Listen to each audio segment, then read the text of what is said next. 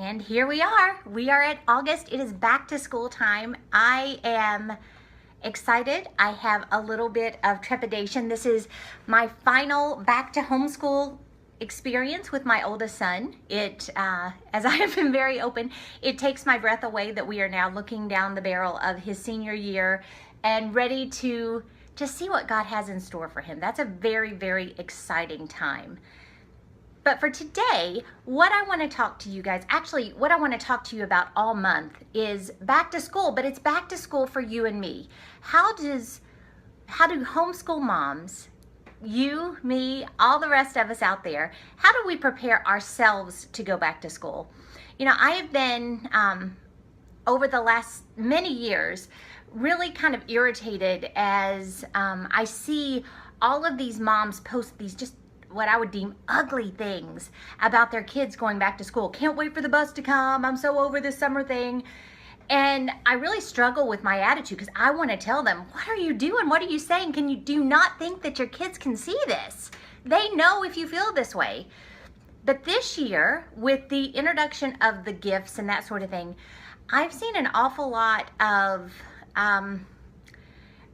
really hurtful things said by homeschool moms about going back to school. And, you know, I understand that there's joking involved, and I understand that, you know, some of these are just in fun. But I do think that there is a level of dread.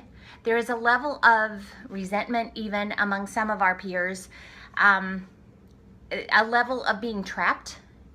And all of those things, those emotions, if we allow them to really fester, they will deeply, deeply affect our family. They will affect our children. They will affect our husband, and they will most certainly affect our outlook on life.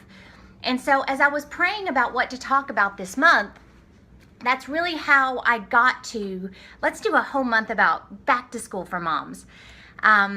It's just critically important that you and I enter this next school year with the right mindset, with an acknowledgement that I can do all things through Christ who strengthens me, that what he calls us to do, he's going to equip us to do. All of these things are truth. Yes, we are looking ahead at 9 months of scholastic pursuits with a lot of things that come right along with it. There's some super fun stuff, and we're learning together, and we're having a great time. But let's just be honest, there are also times when we are trying to move elephants. I have 2 teenage boys. I do a lot of moving elephants. They're great kids, but their view of when school should be done and mine is not always the same. So this week, I want to talk specifically about what is most foundational to getting mom ready to go back to school. And there are just a few things that I wanted to throw out for you to kind of ponder this week. Number one is, let's look at our own heart. You know, I was reading this morning in my devotions, and I was in Proverbs 23, and in Proverbs 23:26 it says, "My son, give me your heart and let your eyes observe my ways." Let's be real honest and acknowledge, our children are observing our ways day in and day out. And that is even more pronounced since we are homeschool moms. We are with them all the time. So let me ask you, what are your children observing? Really, this is the most foundational thing for getting mom ready to go back to school. Do your children wake up to find you having or have had your quiet time with the Lord, your devotions? Is that something that they know is so important to you? And so they are also building their own habits to do that. That's something in our family that has always been a very, very big deal. And I'm pretty sure I've mentioned it before, but every morning as we have I call it our morning meeting, we sit around the breakfast table, we share what God taught each one of us in our morning devotions. That gives me a chance to be very authentic with them and tell them what God is teaching me, but it also keeps them accountable to be in God's word daily. And, you know, if they're not, it's not the end of the world. They are not berated. But they do have to acknowledge, I haven't had them yet. And that gives me the chance to say, you know, you better find some time. You better make sure that you get it in. So first and foremost, I want to encourage you to be in God's word every single day. You cannot do all that God has called you to do without drawing on the strength and wisdom from God's word. So find a way to get into God's Word. I have published a list of day starters on the blog, and we're going to link it below. These are just verses that I draw on a lot of times before my feet even hit the floor. I am meditating on these verses before I jump into God's Word, but it starts my day off with a mindset that is more godly. And so I'd encourage you, download these, keep them beside your bed. At our church, we used them for a ladies retreat last year, and what we did was we took all of them and we cut them into strips and put them in a jar so the ladies we keep them beside our bed. We can just pull out one every morning if we need to. Sometimes God just prompts me.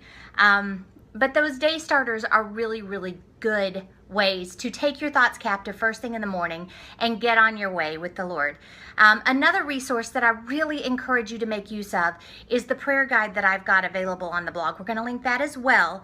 But that is just, it's a resource that I created for myself many years ago. I keep one all over the place, over my treadmill, in my Bible, all over. And it's just verses that are things that I desire for my children, ways that I want to see them grow, things I want to see them protected from. And so it's just verses to pray with a little category title above them.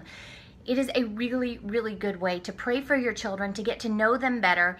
If you are praying for them in this way, as you're going through your homeschool year, you will find that the frictions really dissipate quite a bit because your mindset, once again, is very, very different. So I encourage you first and foremost to work this year, this month, on getting those habits of making sure that you are starting your day out with the Lord. If you have questions, if you are looking for good ways to have your devotions, I would love nothing more than to talk to you about that. And so maybe we can even get on a call and we can share ideas about how we do our devotions. What are some resources we use? I am actually a really big believer that you need the Bible. No book is going to take the place of just getting into God's Word and systematically reading through it. The Holy Spirit will give you what you need for that day. It's amazing to me. Just like I was already planning to do this video, and God gave me the verse about our children's eyes watching what we do. That is a perfect fit for what I was already meditating on today. And I find that over and over and over again.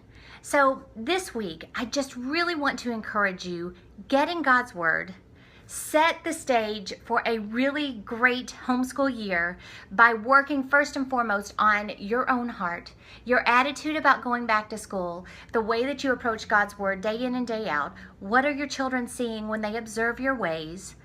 And then we will come back next week and look at another step for having the best homeschool ever by preparing, first of all, for a great back to school for us homeschool moms. Teach Them Diligently is here to support your family's homeschool and discipleship efforts year-round. Make sure you subscribe to our channel today so you don't miss a thing.